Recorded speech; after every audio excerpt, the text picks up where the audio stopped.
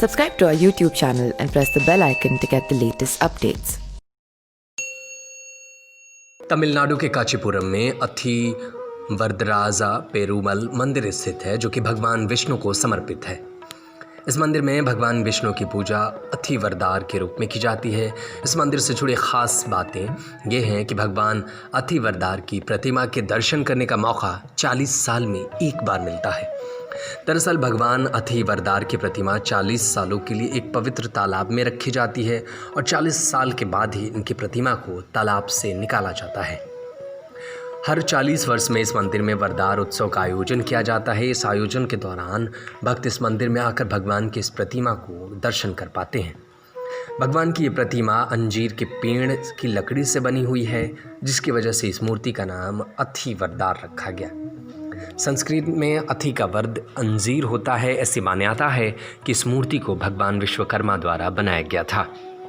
40 साल बाद जब भगवान अथी वरदार की प्रतिमा को अनंत सरोवर से बाहर निकाला जाता है, तो मंदिर में वरदार उत्सव का आयोजन किया जाता है, जो कि 48 दिनों तक चलता है। 48 दिनों के बाद मूर्ति को फिर से तालाब में छिपा दिया जाता है।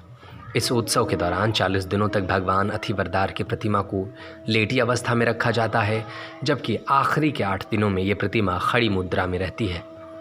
भगवान की इस मूर्ति को एक सदी में केवल 2 बार ही तालाब से निकाला जाता है, जिसकी वजह से भक्त अपने जीवन में इस मूर्ति के दर्शन अधिकतम 2 बार ही कर सकते हैं। पिछली बार ये मूर्ति साल 1989 में तालाब से बाहर निकाली गई थी और इस साल इस मूर्ति को तालाब में रखे हुए 40 साल हो गए हैं। ये मूर्ति 1 जुलाई को बाहर निकाली गई है और 1 जुलाई से वरदार उत्सव की शुरुआत हो गई है। 9 अगस्त तक चलने वाले इस उत्सव की तैयारी में करीब 30 करोड़ रुपए खर्च किए गए। इस मंदिर की एक पौराणिक कथा जुड़ी हुई है कि कहा जाता है कि एक बार ब्रह्मा और सरस्वती के बीच लड़ाई हो गई थी और ब्रह्मा जी से नाराज़ होकर सरस्वती माँ इस जगह आई थी। इस जगह पर आने के बाद सरस्वती माँ वेगवती नदी बनकर यहाँ बहने लगी। सरस्वती माँ को मनाने के लिए ब्रह्मा इस जगह पर आए। उन्होंने अश्वमेघ यज्ञ किया।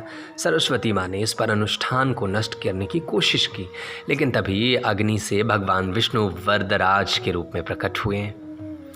विष्णु भगवान ने सरस्वती माँ को समझाकर उनका क्रोध शांत कराया। इसके बाद विश्वकर्मा ने इस जगह पर भगवान विष्णु की मूर्ति बनवाई।